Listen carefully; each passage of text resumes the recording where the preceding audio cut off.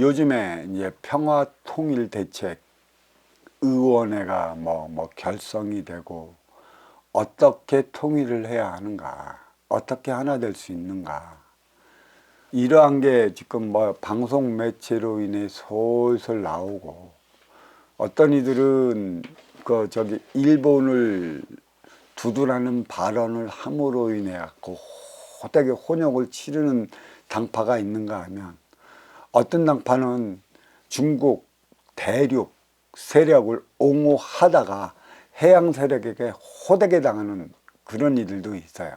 근데 이런 이들이 대체적으로 하는 행위를 보면 전부 다 통일을 위한 것, 하나 되기 위한 것, 또 하나 되는 그 시점에 의해 평화 통일은 무엇인가, 저마다 자기 생각, 자기 논리로서의 자기만의 해법을 가지고 있는 것이죠. 하나 되는 해법이 무엇인가? 그러면 하나 되어 살아가려면 어떻게 되어야 되는가? 제 도마복음에 보면 이런 소리가 나와 있어요.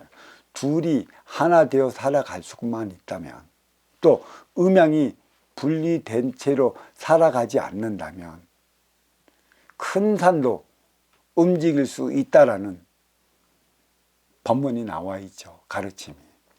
자, 그렇다면 우리 민족에 대한 평화 통일 정책, 그에 대한 법문을 제가 좀 해보기로 하겠습니다. 왜 남북으로 반도는, 뿌리는 갈라져야 했을까? 참 기가 막혀요. 이 반도 위쪽으로는 대륙 세력이 있고요, 반도 밑쪽으로는 해양 세력이 있어요. 그림과 같이 그려져 있는 것이죠. 그래, 이 뿌리는 남북은 민주화 공산으로서의 적대적인 관계로 으르렁대고 있어요. 근데 문제는 뭐가 있냐면, 이 남쪽은 해양 세력 밑으로는 서구의 열강 세력들, 민주라는 열강 세력들이 이 남한을 지지를 하고 있는 것이고, 이 북쪽은 대륙 세력, 거대 중국과 거대 소련이 공산주의로 인해 북한을 밀어주고 있어요. 강대강, 심대심으로 서로 적대적인 관계를 만들어 나가고 있기 때문에, 사실 이러한 상태로서 있으면 전쟁은 안 일어나는 법이에요. 개들이 짖으면 싸울까요? 두려워서 짖는 개들이 싸울까요? 두렵기 때문에 엉엉대기만 하는 거고, 으르렁대기만 하는 거고, 서로 겁박을 주려고 제수치어만 취하는 것이 절대 싸우질 않습니다. 왜? 서로가 싸우면 얼마만큼의 큰 손해를 본다는 사실을 이미 알고 있어요. 그렇다면 왜 남북을 공산과 민주의 이념으로 갈라놓은 건가? 중신잡이 질량으로 갈라놓기 위한 게 있어요, 남북은. 그렇다면 우리 지구상 전체를 한번 돌아봅시다. 남쪽은 내려가면 내려갈수록 더워졌다 추워집니다. 북쪽은 올라가면 올라갈수록 추워집니다. 그리고 또 이 남쪽은 뭐야? 바다이긴 하지만 내려가면 남반구가 있어요. 지정학적으로 대륙이라는 것이죠.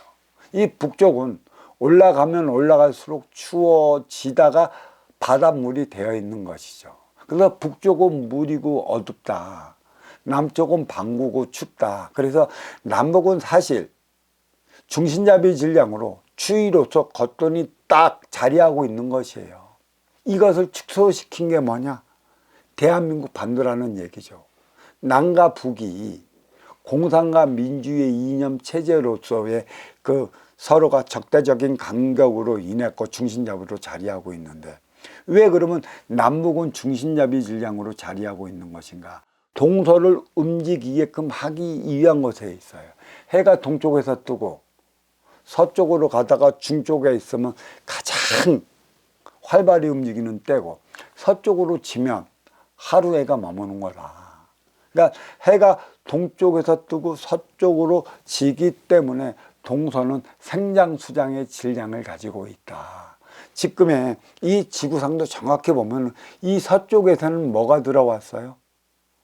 구한말 이후에 1차 세계대전, 2차 세계대전 이후에 이 뿌리 반도가 개방이 됨으로 인해 갖고 서양에서 물질 문명을 이루은 게 태평양을 거쳤고 두둑 일본을 거쳐 반도 대한민국으로 들어왔어요. 그 거짓말처럼 지정학적으로 위치된 만큼의 생장 수장의 질량은 활발히 움직이고 있어요. 해가 뜨고 지는 것만큼의. 근데 우리는 여기서 생각해 봐야 할 일이 왜 서양에서는 육색 물질 문명이 들어와야만 하는 것인가? 그러면 동양은 뭐 해야 하는 것인가? 생장, 수장, 질량이라고 하는 것인데 왜 그러면 동양에서는 그런 육색 물질 문명을 이루어내질 못하는 것인가? 서양은 가지라고 그랬어요. 동양은 뿌리, 해돋는 땅. 그러니까 우리 살아가는 곳을 뿌리 대한민국이라 그러는 거고 두만강, 압록강 건너에 있는 대륙을 하나의 몸통이라 여기는 해 뜨는 중쪽이라 여기를 하는 것이고 대륙이 땅이죠. 그리고 대륙 땅 너머에는 가지가 나와 있어요. 모든 문명은 가지에서 나오는 것이죠. 결국은 뭡니까? 가지는 겉이라는 것이에요. 항아리로 얘기하면 항아리 겉, 뿌리는 항아리 속이라는 얘기죠. 항아리 속은 내면을 닦아요. 항아리 겉은 외면을 닦는 것이죠. 결국 외면의 물질 문명을 이루어 태평양을 건너갔고 두둑 일본을 통해 이 땅으로 들어왔어요. 왜 그러냐? 인기가 인육을 쓰고 인간으로 살아가면서 우선 해야 할 게 육을 건사시키기 위한 육색량이 필요한 것이고 또 육색 문명을 이루려 한다면 그들은 힘도 써야 되는 것이고요. 또 그만큼 육신이 다른 어느 민족보다도 튼튼해야 하는 것이죠. 그래서 그 가지권 서양 유럽에서 살아가는 이들은 뿌리 동양에서 살아가는 이들보다 체격이 월등히 좋을 수밖에 없는 것이죠. 겉으로 드러나는 그 삶을 살아가기 위한 것에 있기 때문에 그래요. 동양은 내면적이라. 그렇지만 이 기운은 아주 꽉 차 있어요. 내 내면의 안에 있는 인기와도 거의 흡사한 기운을 가지고 살아가는 게 뿌리 민족이라. 그리고 동북아 삼국에 있는 이들이라 이렇게 가리킬 수가 있어요. 자, 그 동서가 하나 될 때 남북이 하나 되는 법이라. 그러면 이 동서가 어떻게 해서 하나 되는가? 육색양을 서에서 동으로 갖고 오면 이 육색양은 이 겉으로 보이는 육관사를 위한 행위를 하기 있는 것이고 동양은 그 내면, 그 항아리 안에 있는 것이라 하나 되기 위한 에너지 정신량을 부과시켜야만 하는 것이죠. 동서가 하나 되지 않으면 남북은 절대 하나 될 수가 없습니다. 동서남북 사계가 자리한 이유 중에 하나가 여기에 있어요. 그래서 천천히 한번 제가 지정학적으로 또 근본적으로 육색량과 정신량 또 그로 인해 인생을 살아가야 하는 이 시대에 맞춰 왜 선천시대와 후천시대를 이 밀레니엄 시대가 넘어가면서 왜 그리도 부르짖고 있는가. 그러면서 지금 많이 회자가 되고 있죠. 각종 도파들마다 종교들마다 신앙들마다 진짜 새로운 시대가 열릴 수 있는 것인가. 정신문화시대, 정신문화시대. 진짜 육을 건사시키기 위한 육색 문명을 이끌어 왔는데 이 육색 문명이 발전하면 할수록 인간과 인간끼리의 거리의 갭, 쏠림은 이루 말할 수 없이 많이 일어난다. 하나 되어 살아가기 위해 필요한 게 정신량인데 이 정신량을 창출해 갖고 새로운 인간의 문화를 이루어 나갈 수 있는 것인가. 이 문제가 지금 그 학계에서는 지식층에서는 식자연들에게는 많이 회자가 되어 나가고 있어요. 과연 이것을 어디에서 창출해야 하는가. 서양 가지 쪽은 외적인 삶을 살아가는 항아리 밖의 삶이라 그들은 외형만 갖고 오기에 여념이 없었어요. 그렇지만 지금은 외형만 가까워왔기 때문에 외형적인 모순이 너무나도 많이 드러나, 심의 논리로서. 그렇지만 이 내면은 뭐가 있는가? 내면 안에는 뭐가 있는가? 인기가 있어. 이 인기는 제가 뭐라고 그랬습니까? 불사불면이라고 그랬어요. 외면은 물질로 가꿔지는, 이 인육으로 가꿔지는 지수와 풍채이기 때문에 결국은 없어질 것이에요. 그들의 성령도 그래요. 외적인 외모에만 추구하다 보니까 성정이 불같아요. 진짜 어느 정도로 불같냐. 서양 가지 쪽, 유럽 쪽에서 살아가는 이들의 성정들이 가을 낙엽이라고 그러죠. 불을 한번 딱 붙이면 확 타올랐다가 꺼져버리는 그러한 성정을 갖고 살아가는 게 서양 유럽권에 있는 이들이고, 이 내면으로 들어갔고 항아리 속 나 육신 안에서 살아가는 이들은 성정은 그렇지 않습니다. 불처럼 타오르다가 불처럼 죽는 성정이 아니에요.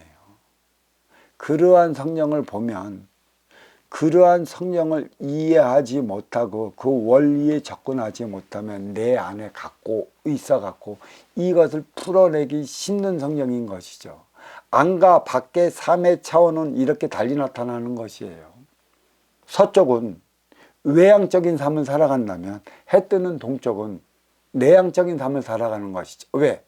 해가 지고 진 만큼의 12시간 동안에 지속되는 이 어두움은 내면이라, 그 내면을 통해 새롭게 해 뜨는 공간을 맞이하는 이 민족의 삶에는 고요함, 그렇죠? 그 정적인 삶, 또 내면을 추구하는 하나 되기 위한 삶을 갈망하는 이들이기 때문에 그렇게 나타나고 있는 것이에요. 그래서 이 지파는 뿌리, 몸통, 가지 세 개의 차원으로 나뉘어 운행되는 세상에서 이제 딱 나누어지는 것이죠. 서양은 가지고, 중쪽은 몸통이며 반도는 뿌리라, 동쪽은. 그래서 또 이 반도에도 세 가지로 또 나누어져 있어요.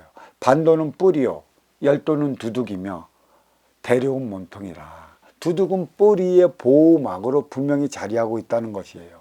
이 동북아 삼국을 잘하려고 한다면 이 일단 뿌리 민족의 습성을 잘 알아야 돼요. 우리 민족은 고조선 패망 이후에 열국을 통해서, 사국을 통해서, 삼국과 이국을 통해서 하나된 민족국가를 이루기까지 1000년 동안 외대의 침략을 받지를 않았어요.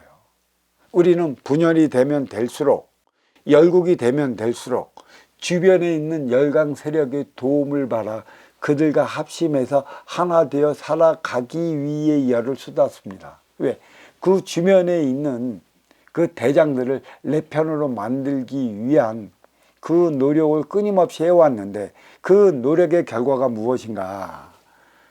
이때는 사실 도로서 나아갈 길을 밝혔다면 덕으로서 그 행위를 다해야 됐어요.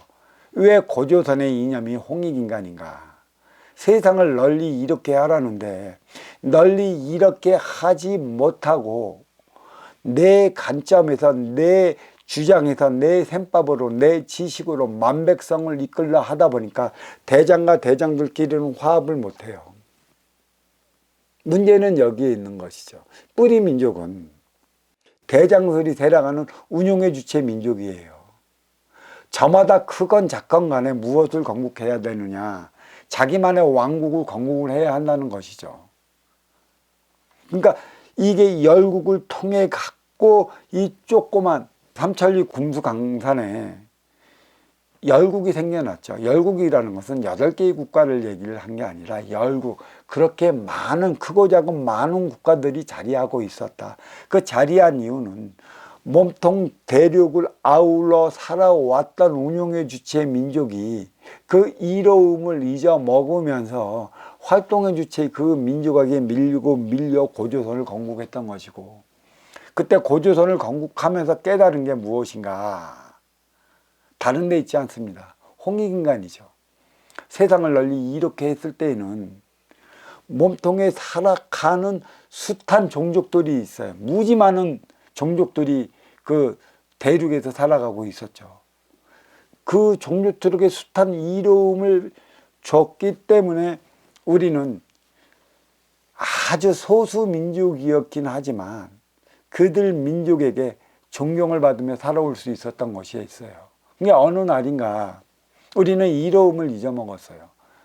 너를 우선해서 선순환 행위를 잊어먹고 나밖에 모르는 내 거부터 챙기려고 하다 보니까 삶의 이로움을 다하지 못한 늘상 아쉬워 살아가는 그 활동주체 민족에게 손가락을 박다가 이제 힘으로 밀려서 쫓겨서 건국한 게 결국은 무엇이냐?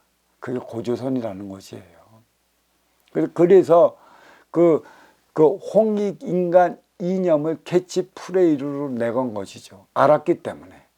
알지 못하면 감히 어느 민족이 홍익인간 이념을 내걸 수 있겠습니까? 우리는 그만큼 세상을 널리 이렇게 살아온 민족이기도 했었습니다. 그거를 잊어먹었어요. 왜? 내부 분열이 일어난 것이죠.